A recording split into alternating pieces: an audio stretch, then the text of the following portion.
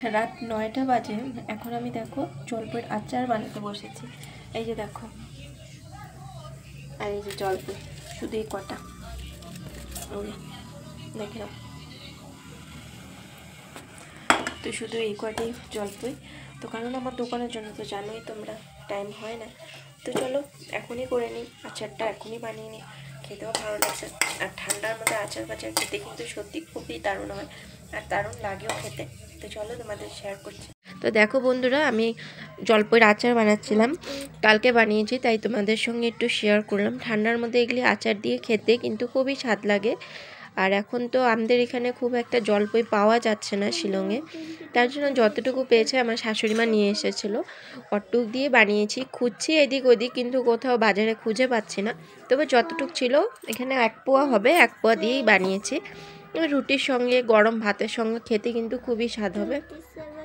তো দেখো আমি বসিয়েছি, গুড় দিয়ে করেছি রান্নাটা। তো গরমে ঠান্ডার দিনে গুড় দিয়ে খেতে না খুব ভালো, শরীরের জন্য ভালো, আর গুড় দিয়ে তোমার কোনো অসুবিধাও হয় না খেতে।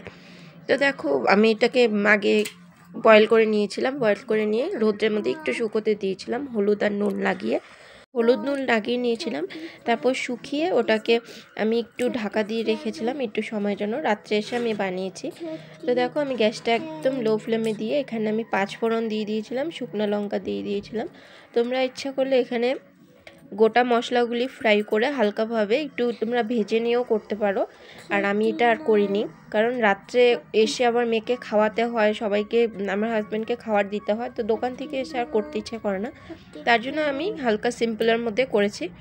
এখানে আমি 5 ফোড়ন দিয়েছিলাম এবং শুকনো লঙ্কা দিয়েছিলাম। আর আমার ওই চিলি ফ্লেক্স বলে ওইটা ছিল, ওইটা আমি 2 প্যাকেট দিয়ে দিয়েছিলাম, খেতে একটু ঝাল ঝাল হয়, মিষ্টি মিষ্টি হয়, তার জন্য। তোমরা ইচ্ছা করলে লেবু দিতে পারো 2-1 ফোঁটা, তো একটু টকটকও হবে, কিন্তু আমি আর লেবুটা দিইনি। লেবু ছিল ঘরে কিন্তু দিইনি। তো দেখো আমি ওটাকে গুড়টা সুন্দরভাবে আগে মিশিয়ে নিয়ে আমি এখানে জল ছাড়া করেছি এটা। তো জল আমি দিইনি, তারপর সুন্দর করে এটাকে জলপাইটাকে মিশিয়ে নিয়ে ভালোভাবে অনেকক্ষণ এটা ফুটিয়েছি। কারণ আমি হালকা জিরার গুঁড়া একটু দিয়ে দিয়েছিলাম, এখানে হালকা সামান্য জিরার গুঁড়া দিয়েছিলাম, আর সামান্য একটু গরম মশলা দিয়েছিলাম। আর তোমরা যদি থাকে জৈন যদি থাকে ওটা দিতে পারো, হজমের জন্য ভালো। যদি কখনো আচার টাচার খেলে কারো গ্যাস হয়ে যায়, অনেক সহ্য করতে পারে না, একটু আমি সামান্য জৈন দিয়ে দিয়েছিলাম। তো দেখো তারপর অনেকক্ষণ আমি এটা নাড়াচাড়া করেছি ভালোভাবে। তো দেখো আমি এটাকে সুন্দর করে তারপর নাড়াচাড়া করে নিচ্ছিলাম, যেন সুন্দরভাবে মশলাটা যেন মিশে যায়। কারণ মশলা যদি মিশে না যায় ঠিকভাবে তো গন্ধ করবে।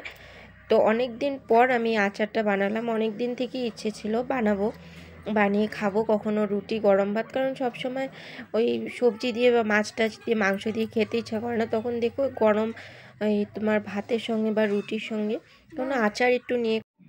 তো দেখো তোমরা যদি এটাকে একটু গরম ভাত বা রুটির সঙ্গে খাও ঠান্ডার দিনে কিন্তু বেশ ভালো লাগে, কখনো যদি ইচ্ছা না করে।